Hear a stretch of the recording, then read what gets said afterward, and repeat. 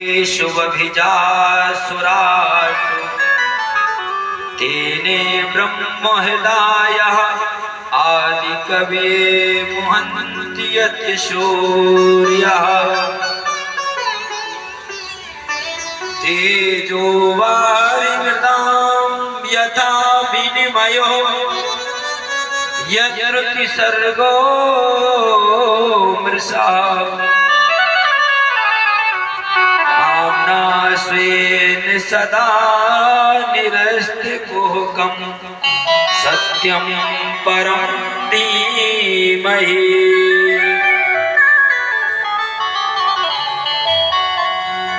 ये प्रथम स्कंद का श्लोक भागवत जी में 12 स्कंद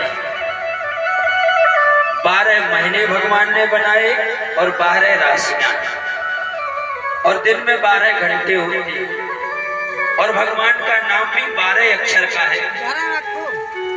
कौन सा नाम है? ओम नमो भगवते वासुदेवाय। ये 12 अक्षर का मंत्र है। 2 और 10 माने 12। इसलिए भागवत जी में 12 स्कंद, इसीलिए ये 12 महीने हैं ना, 12 महीने बैसाख जेठ आषाढ़ सावन भादो कुंवर कार्तिक अगन पूष माह फागुन चैत और सुबह से शाम तक 12 घंटे।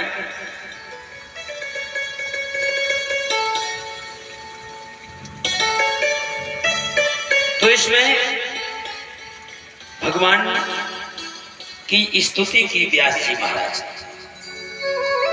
भगवान पालन करने वाले हैं, जन्म देने वाले हैं और संहार करने वाले। भगवान में 3 गुण हैं, जन्म देते हैं, पालन करते हैं और संहार करते हैं। ब्रह्मा जन्म देने वाले और विष्णु पालन करने वाले और शिव जी संहार करने वाले। इसीलिए शिव जी सब देवों में देव महादेव थे, क्योंकि वो मृत्यु को सुधारते,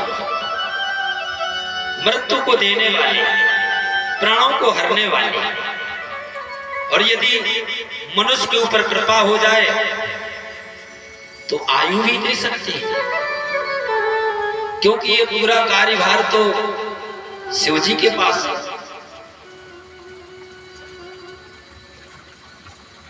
इसीलिए तो मानस में लिखा है भाभी मेट सकह त्रिपुरारी। भगवान शिव मृत्यु को भी मिटा सकते हैं, सबसे बड़े देवता है।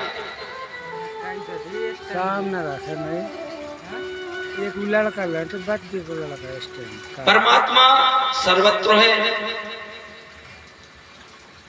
हम उस ईश्वर की वंदना करते हैं जिस तरह से तिल में तेल रहता है परंतु दिखाई नहीं देता है, ऐसे परमात्मा सब में है परंतु दिखाई नहीं देता है। तिल नहीं होता है, तिली, तो तिली में तेल तो है अंदर लेकिन दिखाई नहीं देता है, ऊपर से कहां दिखाई देता है। ऐसे ही परमात्मा सब जगह है परंतु दिखाई नहीं देता है। इस प्रकार से हम उस परमात्मा को बारंबार नमस्कार करते हैं। और इसके पश्चात ये भागवत वेद रूपी वृक्ष का पका हुआ फल है। सुखदेव जी रूपी सुख के मुख से छू जाने से अति मधुर हो गया। परीक्षित जी को शब्द का विष लगा था।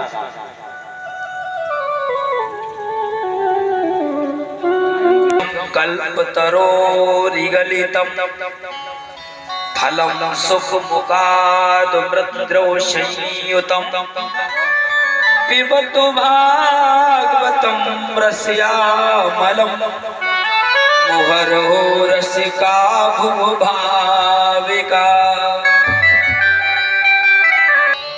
पिबत भागवतं रस्यामलं भागवत रूपी ये रस है, पके हुए फल का।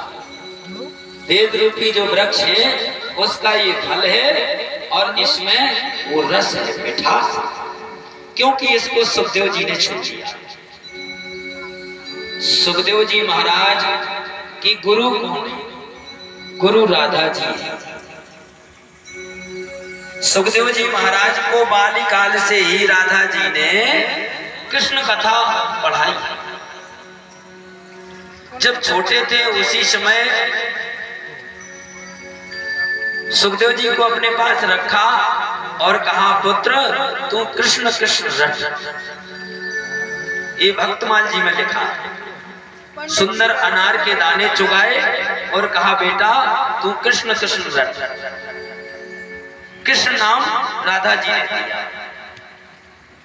तो सुखदेव जी महाराज ने भागवत जी में कहीं भी राधा नहीं कहा। क्यों नहीं कहा राधा जी? क्योंकि राधा नाम इतना मीठा है, इतना मीठा है, यदि सुखदेव जी कह देते तो सुखदेव जी को समाधि लग जाती। फिर भागवत का वर्णन कैसे होता है? और वैसे भी कहते हैं अपने गुरु का, स्त्रियों को अपने पति का नाम नहीं लेना चाहिए। नाम नहीं लेते थे पहले, संबोधन किया जाता था बच्चों के पिताजी या कुछ इस प्रकार से, या गुरुजी तो वो उस जगह वाले हमारे गुरुजी है महाराज जी। इसके पश्चात नैमिषारण्य क्षेत्र में 88,000 ऋषि मुनि एकत्र हुए। ऋषि लोगों ने सूत जी को व्यास गद्दी पर बिठाया और पूछते हैं, महाराज जीव का कल्याण किस तरह होता है? प्रश्न किया ऋषियों ने। भगवान किस तरह प्रसन्न होते हैं, आप कृपा करके हमें बताइए। भक्त वह है जिसमें भगवान को प्रसन्न करने की भावना रहती है। भगवान प्रसन्न तथा अप्रसन्न होते हैं। जो लोग श्रद्धा से भगवान की पूजा करते हैं उन्हें यह मालूम पड़ता है, और जब हम किसी की सेवा करते हैं तो भगवान हंसते हैं। उस समय भगवान हंसते हुए मालूम पड़ते हैं। इसके अतिरिक्त आप बतलाइए कि जीव की सदगति कैसे होती है? भगवान कृष्ण जब वसुदेव देवकी के यहाँ आए, उन्होंने कौन कौन सी लीलाएं की? जब भगवान श्री कृष्ण इस लोक से चले गए तब धर्म किसकी शरण में गया, धर्म की रक्षा किसने की? इन प्रश्नों को सुनकर के सूत जी प्रसन्न हो गए और व्यास जी लिखते हैं, इति संप्रश्न हस्तो विप्राणां सौम्यहर्षणि प्रतिपूज वचस्ते साम प्रपातुमोपचक्रमे।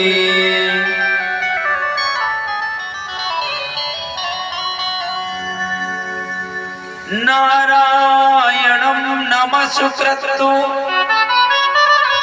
नरं चैव नरोत्तमं देवीं सरस्वती व्यासं ततो जयमुदीरये।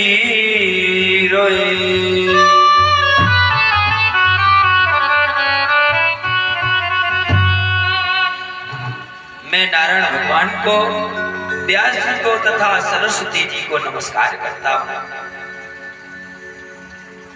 मनुष्य को भगवान की कथा सुननी चाहिए, पूजा करनी चाहिए। पहले मनुष्य तीर्थों का सेवन करे, ऐसा करने से संत महात्माओं की सेवा में रुचि होती है। इसके उपरांत कथा में जीव की रुचि उत्पन्न होती है। कथा श्रवण से भगवान के प्रति प्रेम उत्पन्न होता है। बिना प्रेम हुए भगवान की भक्ति नहीं होती है, क्योंकि हरि व्यापको सर्वत्र समाना प्रेमोते प्रगटो होए में जाना।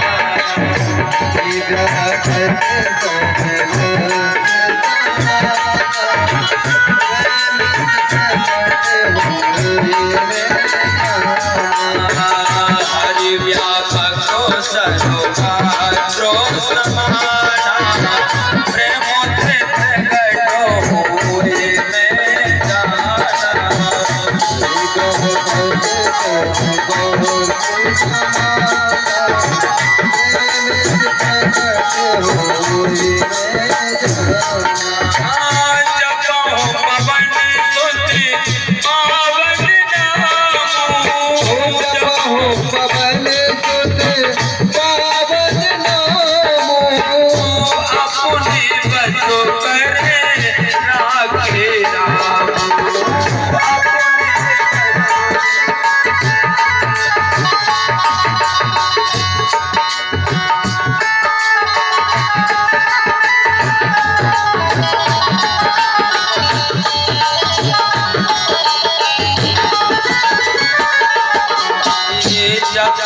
पवन सुते पावन नामो, पवन सुते पावन नामो अपने बस करे राखी राम। अपने बस करे राखी राम। अपने बस करे राखी राम। इस प्रकार से जीव को भगवान की कथा सबसे पहले भगवान ने सनक सनंदन सनातन सनत कुमार के रूप में अवतार लिया। ये भगवान का बाल रूप है, ये ब्रह्मचर्य के अवतार है। दूसरा अवतार भगवान ने 12 रूप में लिया। हिरणाक्ष को मारने के लिए भगवान सूकर रूप में प्रकट हुए और उसके पश्चात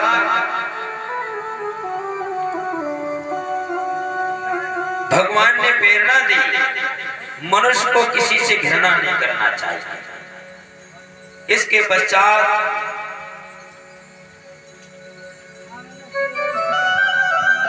तीसरा अवतार नारद जी का। नारद जी भक्ति के आचार्य हुए और चौथा अवतार नर नारायण के रूप में भगवान ने लिया। इसके पश्चात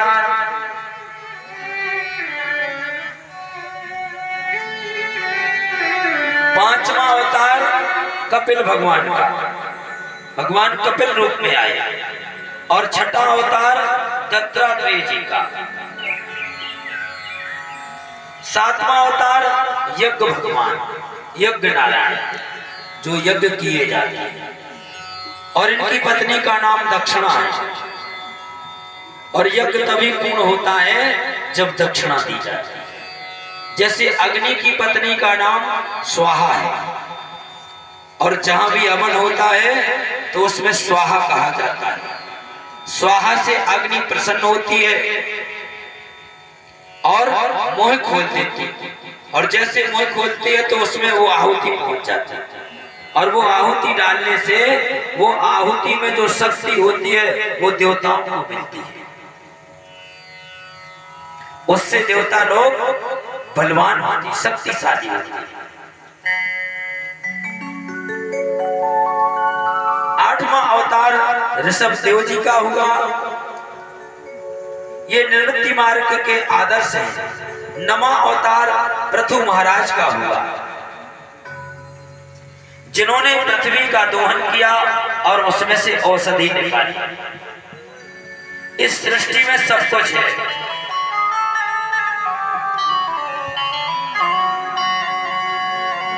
दसवां अवतार भगवान का मत्स्य रूप में हुआ। 11वां अवतार कच्छप रूप में हुआ, कच्छप बनकर आए भगवान, जिन्होंने समुद्र मंथन के समय मदराचल को अपनी पीठ पर धारण किया, मदराचल पर्वत की मथानी बनाई और बांस की नांग की रस्सी बनाई और भगवान कछुआ बनकर के नीचे अपनी पीठ पर उस पर्वत को रखा और समुद्र मंथन हुआ। समुद्र मंथन में सबसे पहले विष निकला, विष। कोई भी काम करो ना तो पहले विष होता है, उसमें विघ्न आता है, उलझने आती, मुसीबत आती। तो विष जब निकलता ना तो उसके लिए अब विष कौन लेता है? दुनिया वाले तो सब कोई दूर भाग जाते। जितने देवता थे ना सबने हाथ खड़े कर दिए, हमको विष नहीं चाहिए। किसको चाहिए? विष कौन ले सकता है? विष वो ले सकता है जो कोई सीधा साधा भोला, जैसे शिव जी है ना तो भोले हैं। तो सब देवताओं ने जाके उन्हीं से कहा, बोले महाराज अब ये विष निकल आया, इसको कहाँ ले जाए? तो विष भैया कौन लेगा? जो अच्छे स्वभाव के हैं ना, जो बुद्धिमान लोग हैं, वो कहाँ विष चाहेंगे? सीधा साधा आदमी ऐसा होता है कि चाहे उसको गाली दो और चाहे उसके ऊपर कुछ डाल भी दो, कोई मतलब नहीं। कैसे? जैसे बाबा तुलसी ने संतों की महिमा लिखी, बूंद अगाध सहे गिर कैसे, खल के वचन संत सह जैसे।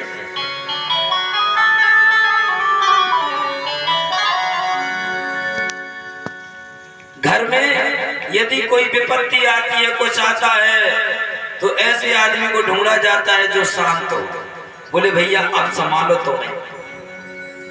और अगर कोई खतरेदार है तो उसके पास नहीं, बोले जी तो और आग ही लगा दे। अगर इनके पास जाओ विष लेके तो ये तो और ज्यादा बिगाड़ देंगे। तो वो कहां लेके गए? शिव जी के पास। शिव जी ने उसको ग्रहण कर लिया। बड़ा भयानक विष था, यदि पृथ्वी में डाल देते तो कोई नहीं बचता, सब मर जाते। वो तो ऐसे बताते कि कुछ बूंदें उसकी गिर गई। जो यहाँ जो छोटे छोटे जीव जंतु है ना, जिन्होंने वो स्पर्श कर लिया, सर्प, बिच्छू, ततैया, विषखापड़ा, इन्होंने केवल उसको छू लिया। उसी से इतना जहर है कि यदि वो हम आपको कभी स्पर्श कर दें तो प्राण तक चले जाते हैं। जब उसका इतना छोटा सा अंश जो इनके पास है, उससे इतना बड़ा जहर हम आपको सहन नहीं होता, अब जब वो ज्यादा होगा तो उसकी तो कहनी क्या है। इतना भयानक हुआ है विष, शिव जी को दिया और शिव जी उसको पी गए। तो जो संसार की बुराइयां ग्रहण करता है वो शिव है, वो पूजनीय हो जाता है, वो वंदनीय हो जाता है।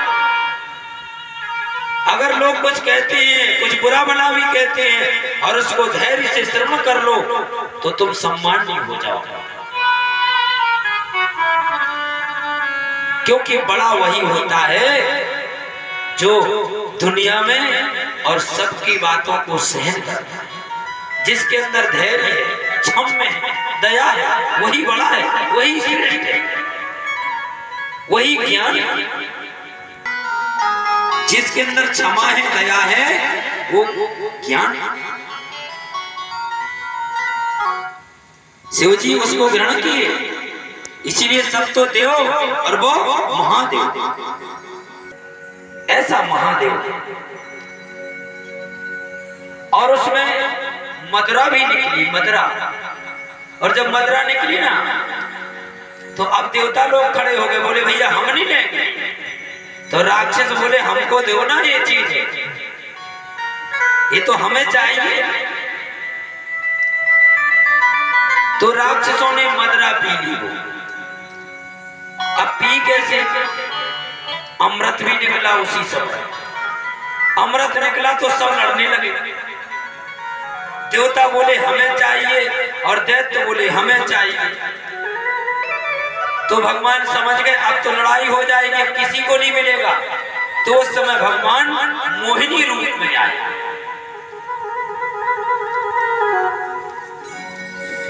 मोहिनी बनकर आए और भगवान ने राक्षसों से कहा चिंता मत करो, तुमको भी पिलाएंगे, लेकिन लड़ने से थोड़ी कुछ होता है।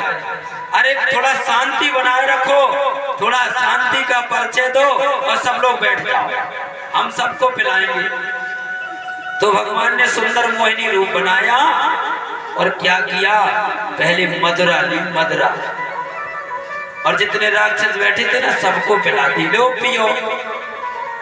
कभी कभी गांव में लोग कहते महाराज समुद्र मंथन से निकली तो पियो भैया। महाराज के कौन बाप की रकम लगना है उसमें, पियो, क्या है उसमें भाई, नशा तो खतरनाक है, पियोगे तो तुम ही पछताओगे। तो भगवान ने मोहिनी रूप में सबको बांट दिया। इसके बाद फिर अमृत बांटा, और जब अमृत बांटा तो राहु जाकर के और छुप करके देवताओं के बीच में बैठ गया, जहां पर सूर्य चंद्रमा बैठे थे। सूर्य चंद्रमा के बीच में जाके बैठ गया। भगवान मोहिनी रूप में अमृत लेकर आए।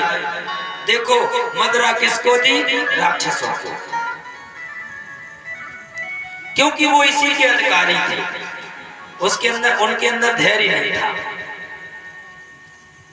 विवेक नहीं था, इसलिए भगवान ने मदरा दे दी, जाओ पी लो, पड़े रहो, तुम्हें पता ही नहीं होगा कि क्या हो रहा है।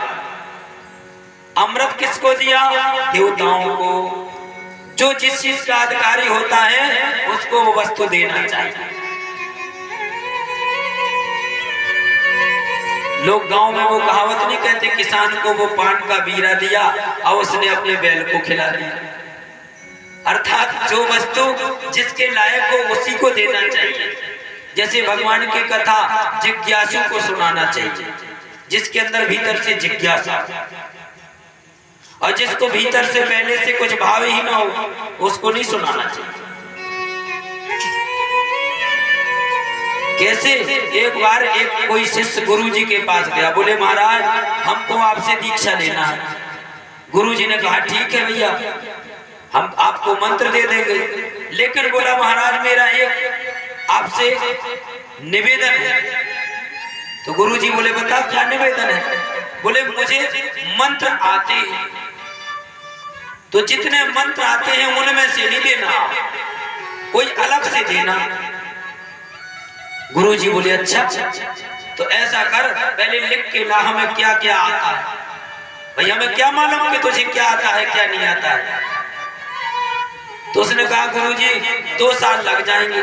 गुरु जी ने कहा जा लिख ले 2 साल। बहुत बड़ी, उसने इतनी बड़ी पुराण लिख दी। गुरु जी के पास लाया, महाराज ये रखी है। गुरु जी बोले बेटा ये तो हम पढ़ ही नहीं पाएंगे, इतना तो टाइम नहीं है हमारे पास। तो चेला बोला गुरु जी फिर क्या करें। बोले इसको कम करके लाओ। बोले तो इसमें 1 साल लग जाएगा। फिर लिखा उसने 1 साल। फिर गुरु जी बोले बेटा अब तो हम और बुढ़े हो गए, थोड़ा और कम करके लाओ। उसने 6 महीने में लिखा। फिर गुरु जी ने और कहा कि थोड़ा और कम करो। तो बोले 1 महीने में। फिर उसने 15 दिन में। फिर गुरु जी बोले और थोड़ा कम कर दो। तो एक दिन गुस्सा में आके उसने सब फाड़ दिया। बोले गुरु जी हमको कुछ नहीं आता है। गुरु जी बोले बैठ बेटा अभी मंत्र देता हूं।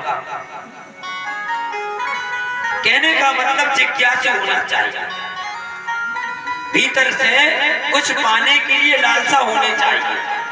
जैसे बर्तन यदि खाली है तो उसमें आप जल डालेंगे, और यदि वो पहले से ही भरा है उसमें क्या डालेंगे।